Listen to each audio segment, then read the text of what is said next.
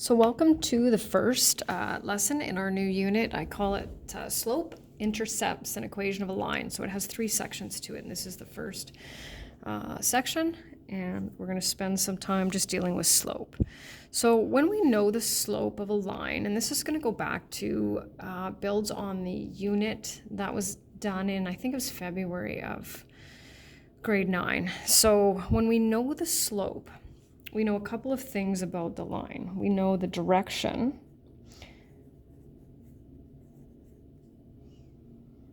And so what I mean by direction is whether it rises from left to right or falls from left to right. So in grade 9, we called this an increasing line. We called this a decreasing line. And then it also tells us its steepness. So the actual number itself tells us how steep it is. So whether it looks like this or whether, let's just say, it looks like this. And so I kind of explain this as you're going to learn more about a line than you ever thought was possible. So I just have a couple of sort of real life examples of obviously some slopes here. Just sitting there. So there are three ways to calculate it. And naturally, we're going to do all three. So the first one is called calculating slope using m equals rise over run. And this you may have already seen depending on if you've taken science or not, and if not, that's fine. So we're going to use a letter to represent slope, and that's m. So every time I ask you to calculate it, then I want you to write, if I say calculate the slope, I want you to write m equals, right? And that's because we're going to need to identify some other things later on. So we're going to go back to grade 9 when you had to plot some ordered pairs, and we're going to just do some counting. So first thing we want to do, this is an ordered pair. So this is our x coordinate and our y coordinate. So we always start at the origin and we go 1, 2, 1, 2, 3, 4, 5. So there's that point. I'm going to try to make them fairly large, right? And then 2, 4, 2, 4, 5, 6, 7, 8. So we also have to graph lines in this one too. So that's why I'm just going to have you draw them with a straight edge. So it doesn't actually have to be a ruler, but some sort of a straight edge. And so rise, we have horizontal distance and vertical distance. And so I think what I'm going to do is I'm just actually going to switch colors just so that it's a little bit easier to see here. So although I wonder if I can even zoom in a little bit more. Let's see. There. So that's a little bit better. So I'm going to do this, right? Kind of this. And I don't need you to draw the triangle or anything. It's just the rise, of course, right? We rise vertically and we run horizontally. So that's what we're going to do, right? So we go m equals every time we're calculating the slope. So the rise, that's the distance between here and here. So 1, 2, 3.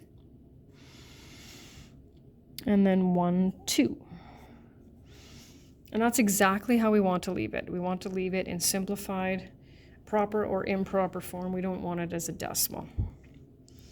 Okay, so now we'll do this one.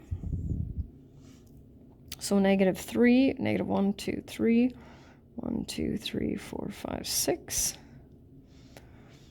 And 1, 1, 2, 3, 4. So again, we'll draw them, join them with a ruler.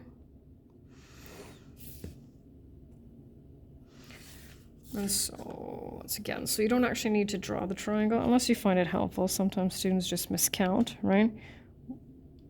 1, 2, 3, 4, 5, 6, 7, 8, 9, 10. And 1, 1, 2, 3, 4. So usually when I have students do this one, they write 10 over 4. And then I just say, well, okay, yes, we can simplify that. But let's look at the difference between that line and this line. Clearly, they are going in different directions, and we have to kind of make sure that our slope indicates that. So what do you think we're going to do with this one? We're going to make it a negative. So -5 over 2. And so when you have a decreasing line, you will have a negative slope. Okay, so moving on to the next one. So 1, 2, 3, 1, 2, 3, 4.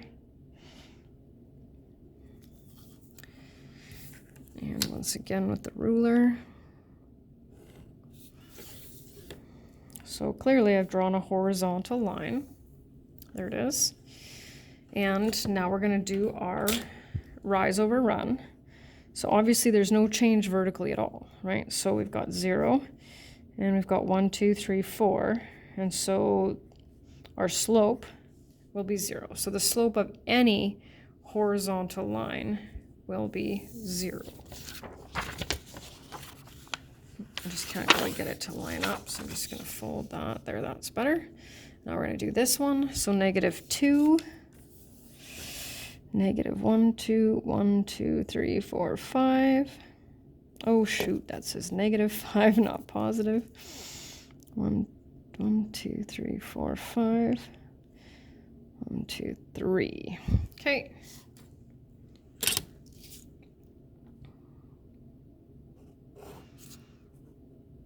Okay. Now this time we have a vertical change, right, but not the horizontal change.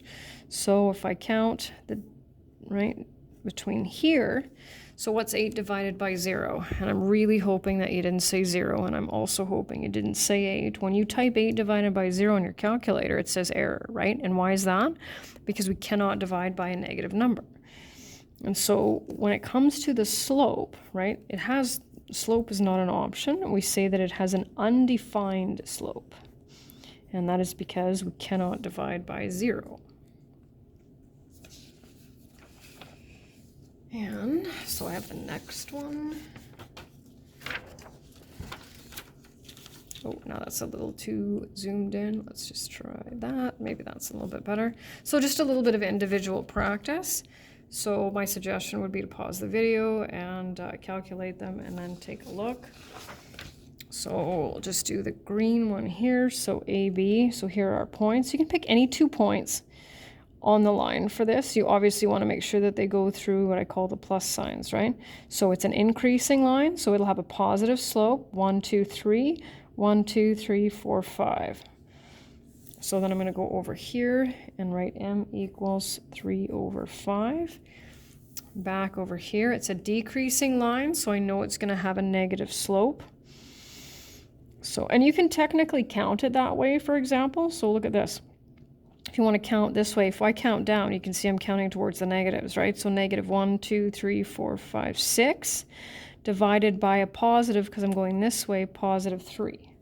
So when I write my slope, I have -6 over 3, which is -2, right? I don't count negatively. I know that decreasing lines have a negative slope.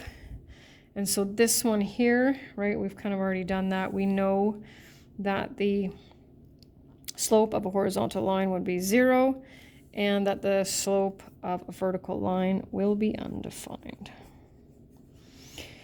And then the last one, so what we want to do is indicate whether the following slope images will have positive slope, negative slope, 0 slope, or undefined. And this is actually, I think it's a office building. And when I found it, it was for sale and nobody wanted to buy the picnic basket office building, and well, I can kind of see why. Anyway, so slope of 0, and I'll go underneath here, slope of 0, and here we have a negative slope, and here we have an increasing slope, so positive.